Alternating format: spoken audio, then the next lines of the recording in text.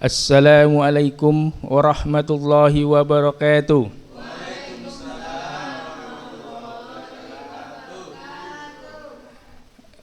Yang saya hormati Bapak Ibu jemaah solat zuhur berjamaah serta dengan tausiah Ramadan yang akan dilaksanakan.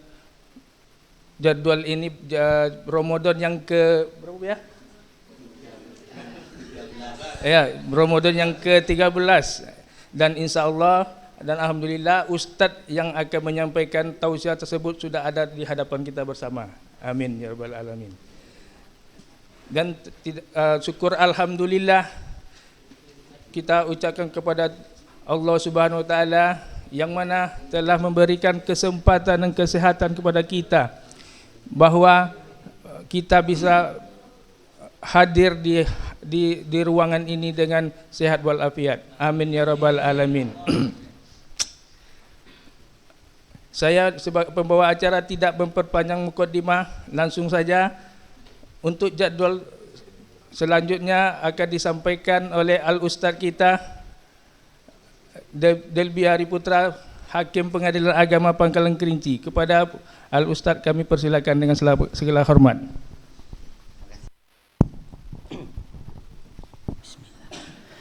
Assalamualaikum warahmatullahi wabarakatuh.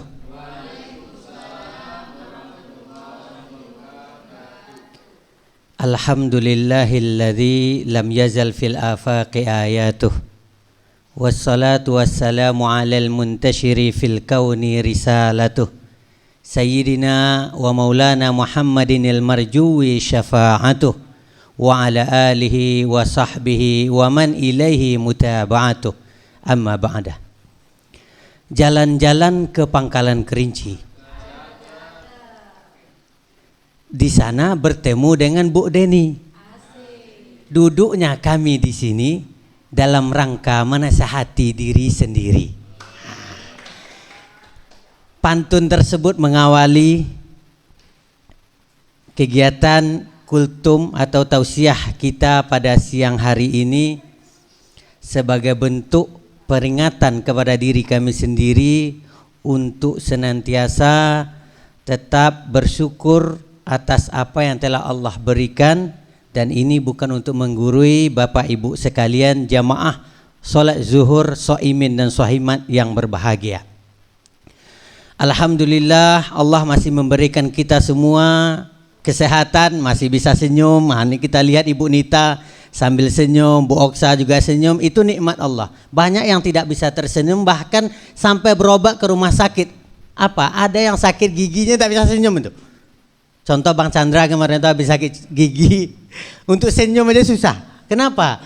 Ketika itu ada nikmat yang dicabut oleh Allah. Maka alhamdulillah hari ini kita masih bisa tersenyum, tertawa, bisa bercanda. Maka ini adalah nikmat yang mestinya kita syukuri. Kemudian berselawat kita kepada Nabi Muhammad sallallahu alaihi wasallam bilafzihi Allahumma salli ala sayyidina Muhammad wa ala ali sayyidina Muhammad. Assalamu alayka ya Rasulullah.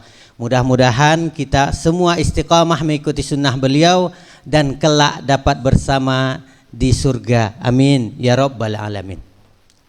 Bapak Ibu soimin soimat jamaah zuhur yang dimuliakan Allah Subhanahu wa taala. Pada kesempatan kali ini kami teringat satu hadis. Ini diriwayatkan oleh Imam At-Tirmizi dari Ibnu Mas'ud. Apa bunyi hadisnya? Istahyu minallahi haqqal haya. Jadi kita hari ini berbicara tentang malu. Malu yang sebenarnya malu. Kenapa? Karena kita semua harus memiliki ini. Nabi katakan istahyu minallahi haqqal haya. Malulah kalian semua dengan haqqal haya. Malu yang sebetul-betulnya malu. Malu yang seperti apakah itu? Maka kata Nabi, man istahya minallahi haqqal haya. Barang siapa yang malu kepada Allah dengan sebenar-benarnya malu, hendaklah falyahfazir ra'sa wa ma wa'a. Ini yang pertama. Malu kepada Allah dengan sebetul-betulnya malu itu adalah menjaga ra'sun, ini kepala kita ini, wa ma wa'a, dan apa saja yang ada. di sekitarnya. Kepala kita. Di kepala kita ini ada pikiran, ada mata, ada telinga, ada mulut kita. Nah, ini di antara bagian-bagian kepala yang mestinya kita jaga. Falyahfazir ra'sa, kata Nabi. Hendaklah dijaga kepala itu. Dari apa? Ketika dia berbicara tentang akal, maka akal ini hendaklah yang pertama dia harus senantiasa husnuzan, berbaik sangka. Berbaik sangka kepada Allah sebagai sang pencipta kita, sebagai pemberi rezeki kepada kita, dan berbaik sangka kepada sesama. Ini perlu kita jaga ini Bapak Ibu. Berbaik sangka.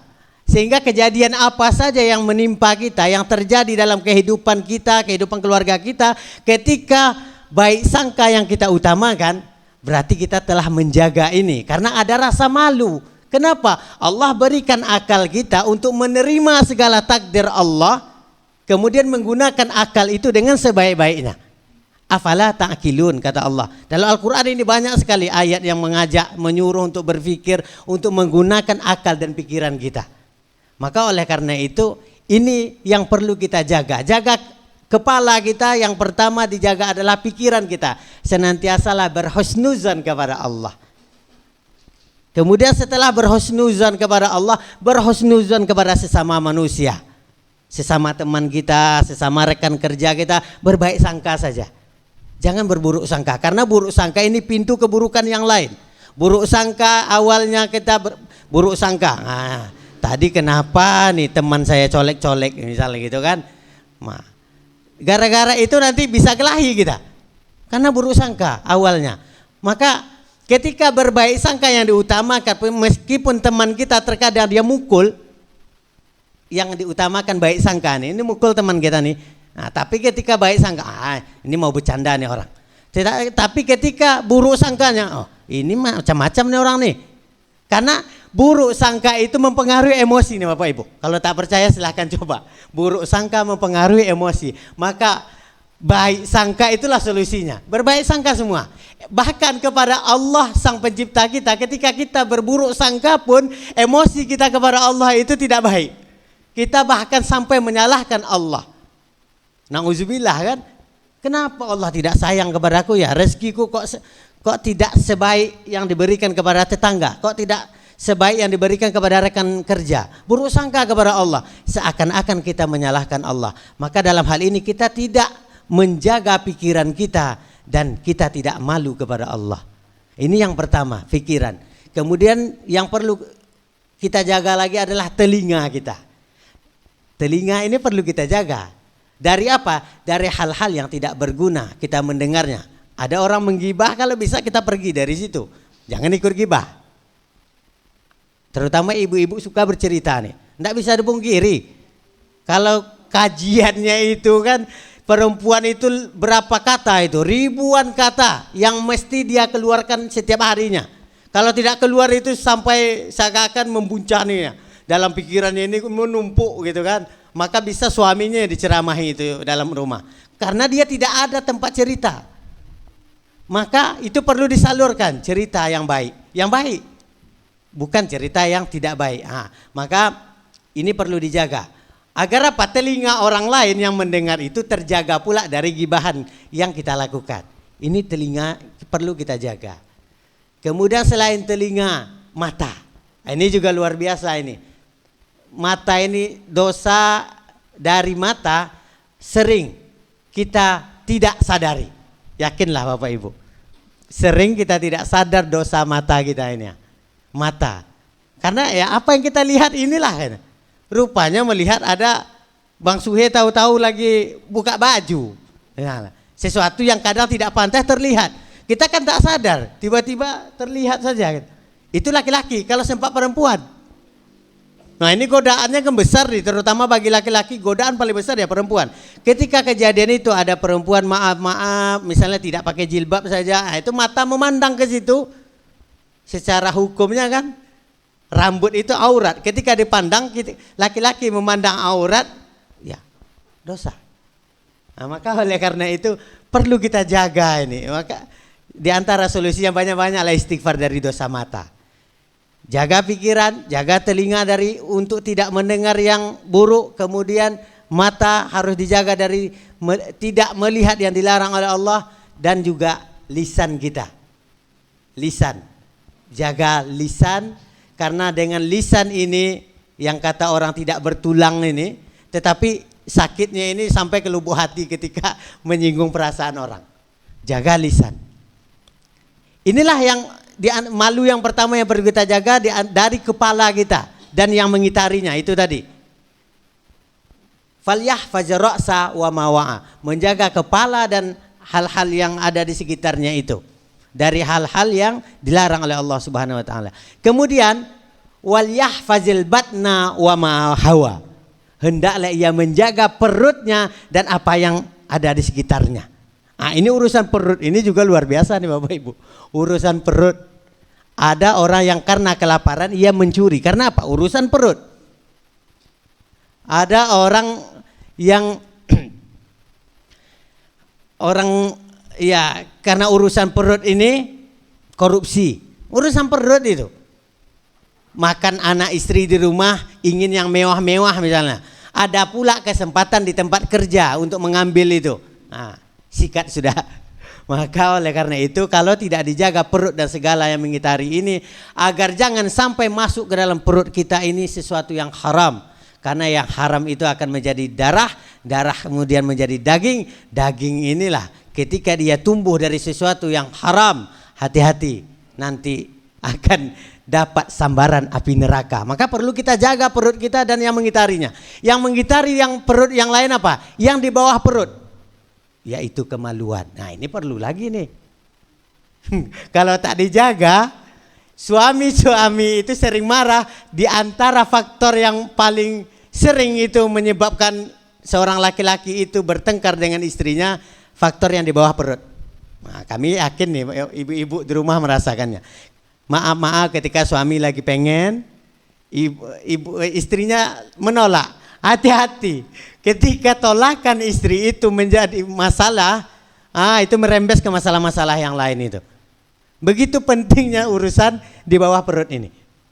Kalau tidak, masalah keluarga rumah tangga. Kan kita banyak menanganinya di sini. Ini kan orang yang masalahnya urusan perut, ekonomi, dan urusan yang di bawah perut, yaitu urusan yang tadi, urusan kasur.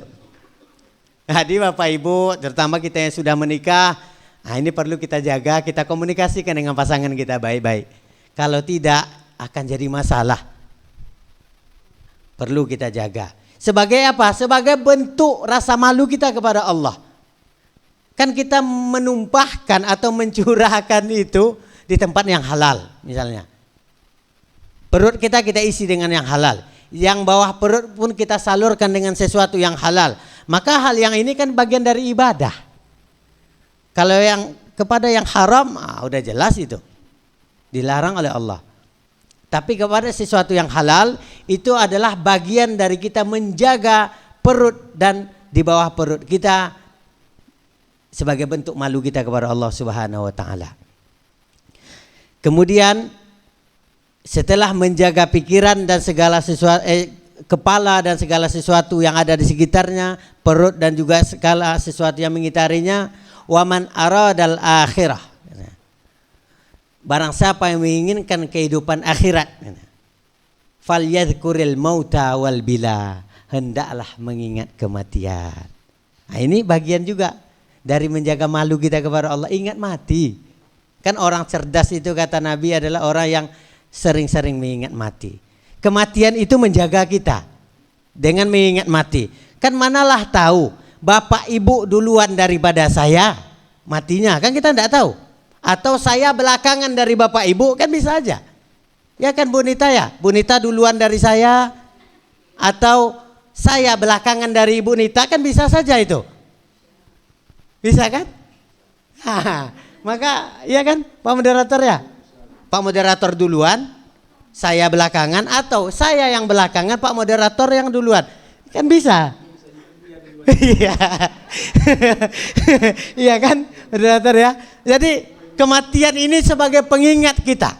Sebagai pengingat. Kalau pemutus nikmat itu ya kematian. Orang kalau jatah nikmatnya di dunia sudah habis melalui kematian. Ketika orang sudah meninggal dunia, habis sudah nikmatnya, itu tidak bisa lagi dia. Bahkan makan pun bisa aja makan terakhir dia siang ini, ketika ia meninggal nanti mungkin itulah makan terakhirnya, habis sudah makannya. Makan siang. Berhubung kita Ramadan, jangan dulu Pak Sekre. Kecuali orang-orang yang memang secara hukum boleh. Musafir mungkin mau, silakan. Ada yang sakit, ada yang udah tua, atau ada ibu-ibu yang lagi tidak berpuasa, silakan. Nah, mengingat kematian.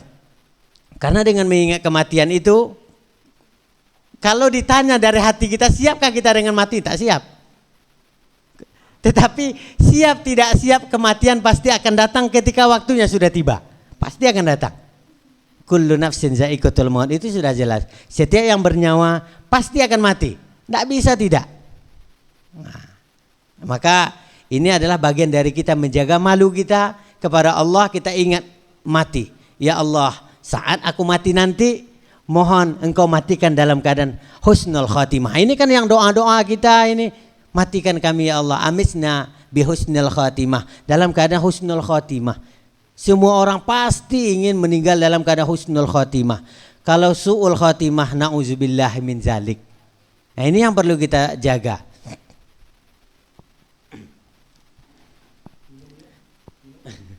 Ya, kalau bukan Ramadan ini mestinya ada minumnya nih Pak Moderator ya. Karena haus, makin haus kita jadinya. Berhubung buat makin haus, jadi kita persingkat lah Moderator ya. Kita persingkat. Nah, sambungannya faman fa'ala dzalik, kata Nabi, barang siapa yang telah melakukan tadi, falyahfazir ra'sa wa ma wa'a wal yadhkuril maut wal yahfazil batna wa ma hawa wal yadhkuril mauta wal bila. Kemudian wa man aradal akhirah taraka zinatal hayatid dunya. Yang keempat ini, meninggalkan perhiasan atau kesenangan dunia. Ini salah satunya. Kalau yang ini berat juga nih. Kenapa Nabi itu suruh kita tidak terlalu mencintai dunia?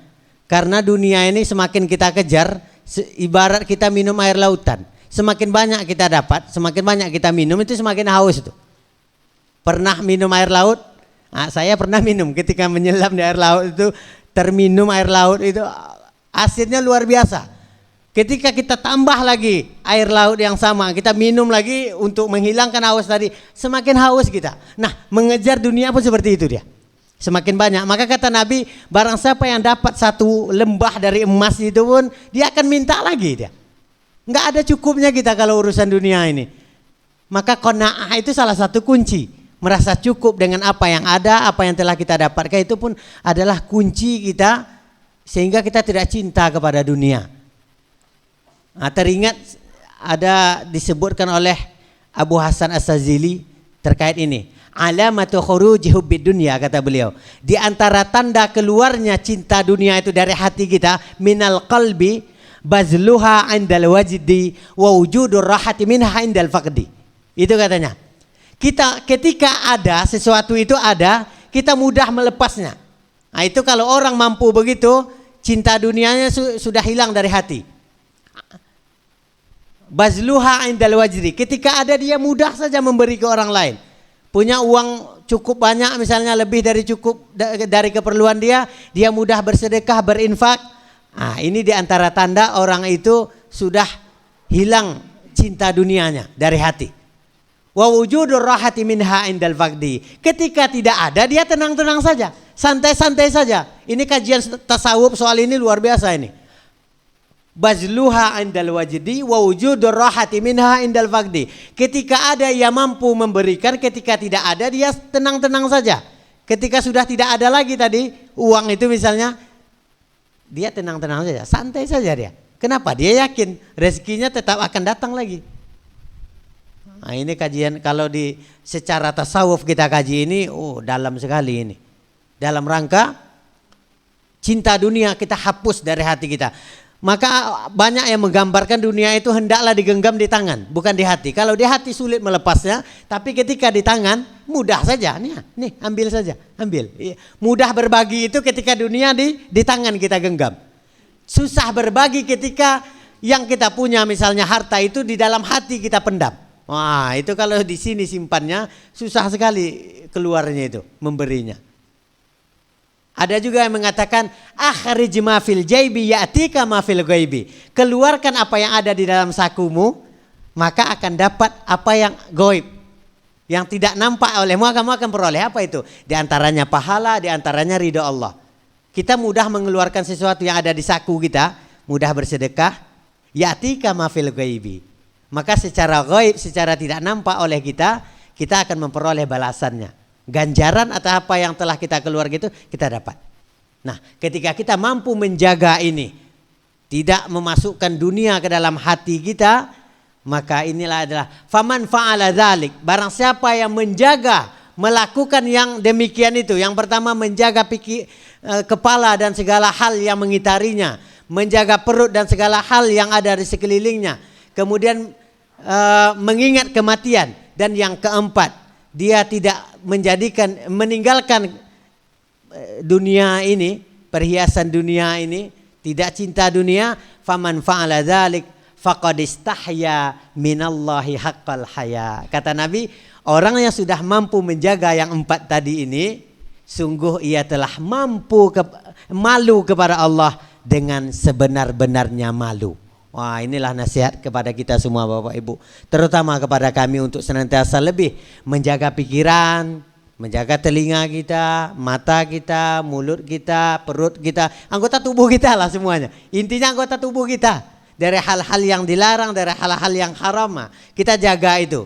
Kemudian kita ingat kematian senantiasa, kemudian kita jangan jadikan dunia ini di hati kita simpannya, sehingga kita tidak cinta dunia istilahnya. Bukan hubud dunia. Dunia ini boleh kita cari, boleh kita ambil sebanyak-banyaknya dalam rangka meningkatkan ibadah kita untuk keperluan akhirat. Nah ini boleh, silakan. Dunia itu silakan. Habis sholat Jumat aja kan boleh. Fantashiru fil ardi, kan gitu. Faedah aku di atas sholat, apabila kalian sudah selesai menunaikan sholat Jumat, fantashiru fil ardi, kata Allah. Silahkan bertebaran di muka bumi. Tujuannya apa? Ya cari nafkah untuk anak istri, cari dunia tadi. Tetapi nasihatnya jangan sampai dunia itu di dalam hati. Nah itu saja. Boleh cari dunia sebanyak-banyak. Semakin banyak kita punya harta, punya sesuatu yang bisa kita berikan ke orang lain, itu ibadah sedekahnya, infaknya, hibahnya lebih mudah. Coba kalau kita punya harta 1 triliun saja misalnya, mudah kita itu bersedekah. Sering kita makan di kantor ini, ha? Yakinlah. Kalau Pak Ketua punya 1 miliar misalnya, gaji masuk 1 miliar, bisa tiap hari kita makan siang bersama itu ya Pak Ketua ya. Kenapa? Karena lagi banyak. Maka itu. Tapi ketika tidak banyak, misal untuk rumah tangga kita aja agak susah rasanya misalnya. Nah kan agak kesulitan kita. Maka tetap dunia ini kita cari, kita minta kepada Allah. Aghnina ya Allah. Kan ada doanya itu. Allahumma gfina bihalalik. Ya Allah, cukupkan kami dengan sesuatu yang halal darimu. An haramik, jauhkan kami dari sesuatu yang haram. Wa aghnina bifadlika amman siwa. Kayakan kami. Ada kok diajarkan Nabi untuk berdoa, kayakan kami. Dan itu dari kekuasaan Allah mengayakan itu. Karena kalau sudah kaya kita mudah kita sedekahnya. Jangan sampai seperti Korun. Nah itu juga perlu.